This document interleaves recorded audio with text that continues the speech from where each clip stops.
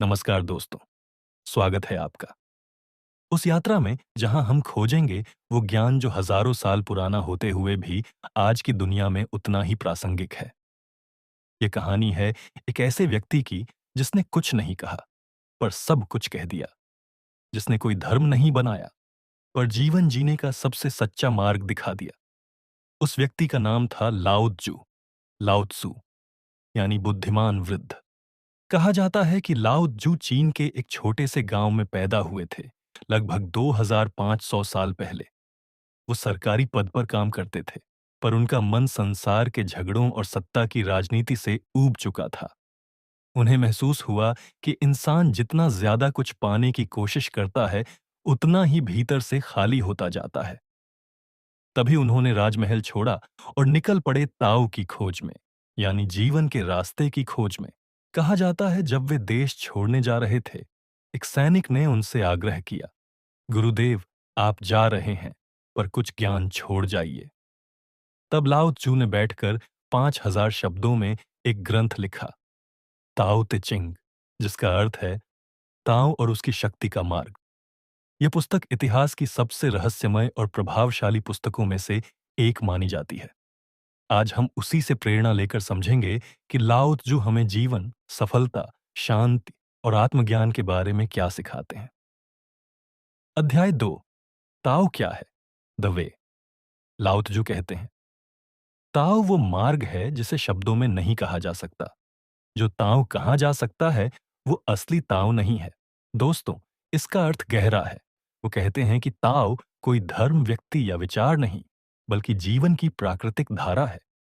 जिस तरह नदियां समुद्र की ओर बहती हैं, जिस तरह पेड़ बिना प्रयास के बढ़ते हैं, जिस तरह सूरज रोज उगता है, वही ताओ है।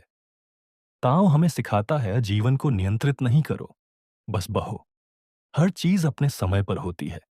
जब हम ताओ के अनुरूप चलते हैं तो जीवन सरल हो जाता है। जब हम विरोध करते हैं, संघर्ष करते हैं, तो पीड़ा आती है। लाओ त्सु कहते हैं, जो व्यक्ति जीवन के प्रवाह को स्वीकार कर लेता है, वही सच्ची शक्ति को जानता है। अध्याय 3, पानी की तरह बहो, बी लाइक वाटर। लाओ त्सु का सबसे प्रसिद्ध उपदेश है, water is soft yet it conquers the hardest rock, यानी पानी कोमल है, फिर भी सबसे कठोर पत्थर को काट सकता है। पानी की खूबी क्या है? वो लड़ता नहीं, बस रास्ता बना लेता है। कभी टकराए तो भी चोट नहीं करता, बस बहता रहता है। वो ऊंचाई नहीं चाहता, हमेशा नीचे की ओर बहता है, क्योंकि वही जीवन है। इसीलिए लाओ त्सु कहते हैं, सबसे महान इंसान वही है जो नीचे रहना जानता है, क्योंकि नीचे रहकर ही वह सबको सहारा देता है। आज की दुनिया में लोग ऊंचा बनने की दौड़ में हैं, लेकिन जो नीचे झुकता है वही स्थायी रहता है। ठीक जैसे पेड़ की शाखाएं जब फल से भरती हैं तो झुक जाती हैं। पानी हमें सिखाता है, लचीलापन कमजोरी नहीं है, यह बुद्धिमानी है। अगर तुम सख्त बनोगे तो टूट जाओगे, अगर तुम लचीले बनोगे तो हर परिस्थिति में टिके रहोगे। अध्याय 4, वू वेई। बिना कुछ किए सब कुछ पाने की कला, वू वेई। ताओ ते चिंग में एक शब्द बार बार आता है, वू वेई, जिसका अर्थ है एफर्टलेस एक्शन, यानी बिना जबरदस्ती किए कार्य करना। लाओ त्सु कहते हैं, nature does not Hari yet everything is accomplished. प्रकृति कभी जल्दबाजी नहीं करती, फिर भी सब कुछ हो जाता है। इसका मतलब है, जब तुम किसी काम को सहजता से, बिना तनाव के करते हो, तो तुम ताओ के साथ काम कर रहे होते हो। लेकिन जब तुम जबरदस्ती, डर या लालच से कुछ करते हो, तो तुम ताओ के विपरीत जाते हो और जीवन में अव्यवस्था पैदा करते हो। इस सिद्धांत को अगर हम आज की भाषा में कहें तो फ्लो स्टेट। जब तुम अपने काम में इतने डूब जाओ कि सब कुछ सहज लगने लगे, वही वो वही है। लाओ त्सु हमें सिखाते हैं, कभी कभी कुछ न करना ही सबसे बड़ा कार्य होता है। अध्याय 5, नियंत्रण छोड़ो, लेट गो ऑफ कंट्रोल। हमारा मन हर चीज पर नियंत्रण चाहता है। कब क्या होगा, कौन क्या बोलेगा, भविष्य कैसा होगा। लेकिन जीवन किसी के नियंत्रण में नहीं है। लाओ त्सु कहते हैं, जो दूसरों को नियंत्रित करता है वो शक्तिशाली हो सकता है, पर जो खुद को नियंत्रित करता है वही वास्तव में अजेय है।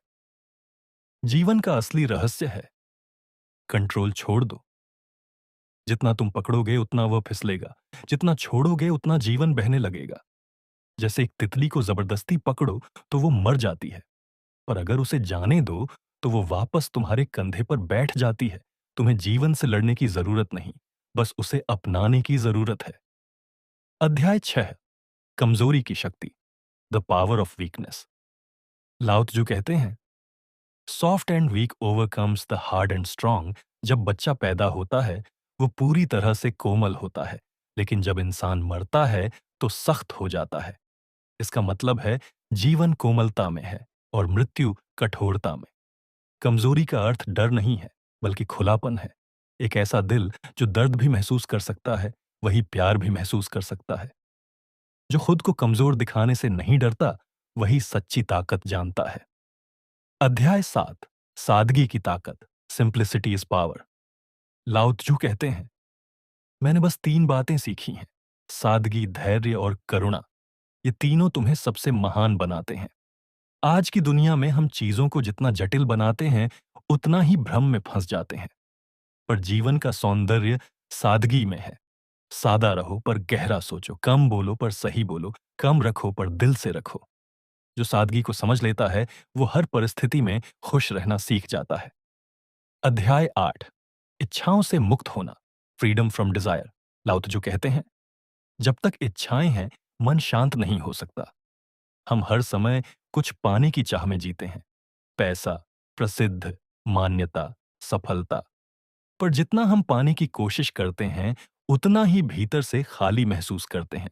इच्छा अपने आप में बुरी नहीं, पर जब इच्छा हमें नियंत्रित करने लगे तो वही दुख का कारण बनती है। ताओ सिखाता है, कम चाहो ज्यादा पाओ, क्योंकि जब तुम चाहना छोड़ते हो तब जीवन तुम्हें वही देता है जिसकी तुम्हें सच में जरूरत होती है। अध्याय 9, यिन और यांग, यिन और यांग। लाओ त्जू कहते हैं, विपरीत ही जीवन का संतुलन बनाते हैं। दिन है तो रात भी होगी, सफलता है तो असफलता भी होगी, खुशी है तो दुख भी होगा। यिन और यांग हमें याद दिलाते हैं कि कुछ भी स्थायी नहीं है, हर चीज बदलती है, और यही परिवर्तन जीवन का सार है। जब तुम किसी चीज का विरोध करते हो तो तुम जीवन की धारा के खिलाफ तैरते हो, पर जब तुम स्वीकार करते हो तो तुम ताव के साथ बहने लगते हो। अध्याय 10, भीतर की शांति, इनर पीस। लाओ त्जू कहते हैं, अगर तुम अपने भीतर शांत हो तो दुनिया की कोई हलचल तुम्हें हिला नहीं सकती। शांति बाहर नहीं मिलती, वो तुम्हारे अपने भीतर है। पर हम हमेशा उसे बाहर ढूंढते हैं, रिश्तों में, चीजों में, सफलता में। ध्यान दो, जब तुम अकेले बैठते हो और कुछ नहीं करते तो एक अजीब सी गहराई महसूस होती है। वही तुम्हारा असली ताव है। अध्याय 11, आधुनिक जीवन में ताव, ताव इन मॉडर्न लाइफ।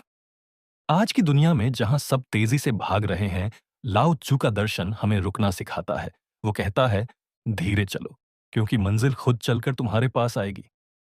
अगर तुम बिजनेस में हो, ताओ कहता है, लोगों को मजबूर मत करो, उन्हें प्रेरित करो। अगर तुम रिश्तों में हो, ताओ कहता है, प्यार को नियंत्रित मत करो, उसे बहने दो। अगर तुम तनाव में हो, ताओ कहता है, कुछ समय खुद के साथ बिताओ, क्योंकि समाधान अक्सर शोर में नहीं, शांति में मिलते हैं। अध्याय 12, ताओ को जीना, लिविंग द टाओ।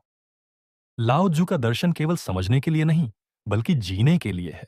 जब तुम किसी से झगड़ा करने वाले हो और तुम चुप रह जाते हो, वो ताओ है।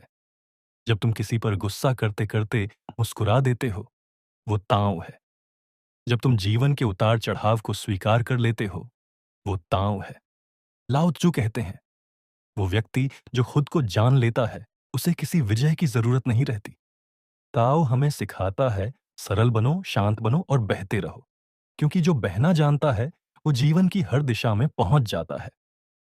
निष्कर्ष, कंक्लूजन। दोस्तों, लाओ त्जू का दर्शन सिर्फ एक किताब नहीं, बल्कि एक जिंदगी जीने की कला है। जब तुम यह समझ जाओ कि जीवन को नियंत्रित करने की नहीं, बल्कि स्वीकार करने की जरूरत है, तो हर कठिनाई एक अवसर बन जाती है। यही ताओ है, जीवन की धारा में सहज होकर बहना। अंतिम संदेश, अगर यह ऑडियो बुक आपको पसंद आई हो तो याद रखिए, सच्चा ज्ञान वही है जो आपको शांत बना दे, न कि गर्व से भर दे। शांति में ही शक्ति है और विनम्रता में ही महानता। समाप्त। Be like water, my friend. लाओ त्सु।